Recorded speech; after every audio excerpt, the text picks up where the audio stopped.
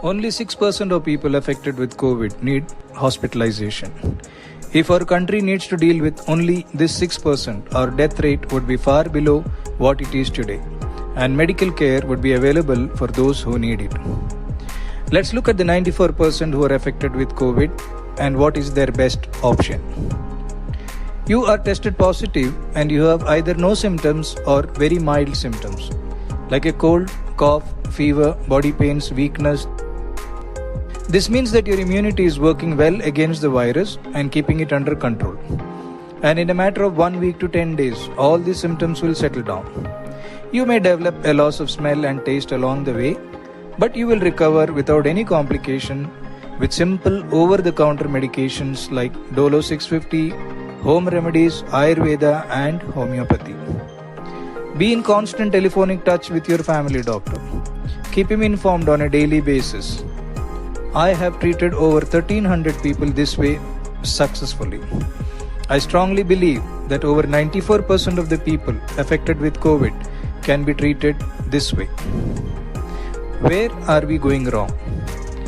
RT-PCR is the main test for diagnosing COVID, and it is only about 65 to 70% accurate, which means that 30-35% may be positive but will still show as negative.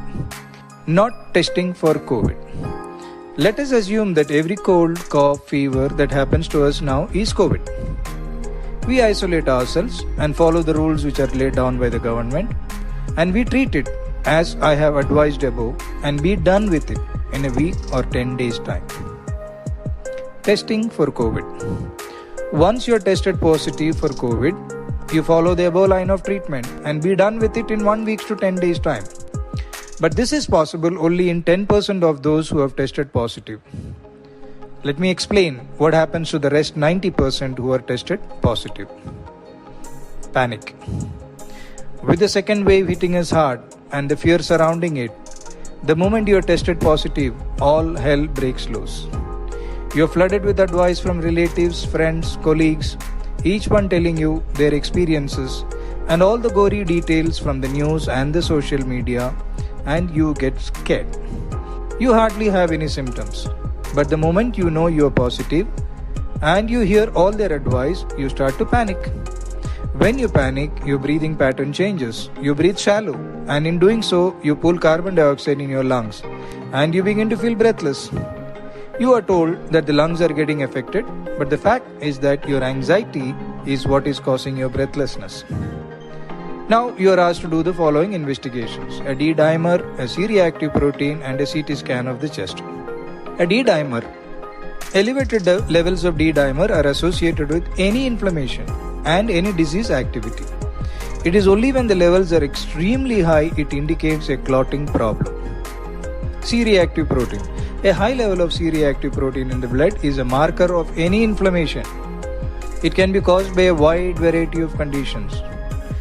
Both the above tests are not specific for COVID. They are just supportive evidence of inflammation and infection. CT scan of the chest.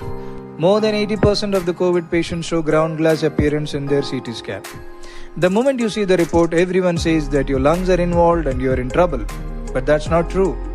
The COVID virus has a tendency to affect the lungs and to produce inflammatory changes in the lungs. Ground glass opacity is not specific to COVID. It is seen in many inflammations and infections. These, in most cases, resolve on their own. Now your doctor starts you on an antiviral, Remdesivir, which the WHO says is not effective against COVID, then an antibiotic, and then a steroid is added to the prescription to be on the safe side. Remember, when you are in panic, your doctor who is treating you will also go into panic and ask you to get admitted. After all, he is human and he is answerable for you. What you need to understand is that your immunity is doing a great job in containing the COVID virus. That is why you hardly have any symptoms. All these medicines are very strong and have a lot of side effects. When you consume these, they together crush your natural immunity, which is doing a great job, and you begin to get worse. Your condition deteriorates and you end up in the hospital. The medical system is doing its best, but it is overwhelmed and in the process of collapsing. You need to use your common sense and logic and decide which way you want to deal with the COVID when you get affected by it. The authorities are now saying that COVID is spreading through the air and not a droplet infection anymore, which means the spread is very fast.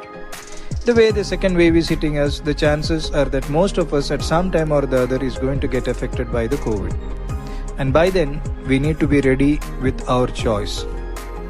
By choosing option 1, there is a high chance that you will be done with the COVID without even realizing that you had COVID. You will not invite panic and unnecessarily stress and hospitalization.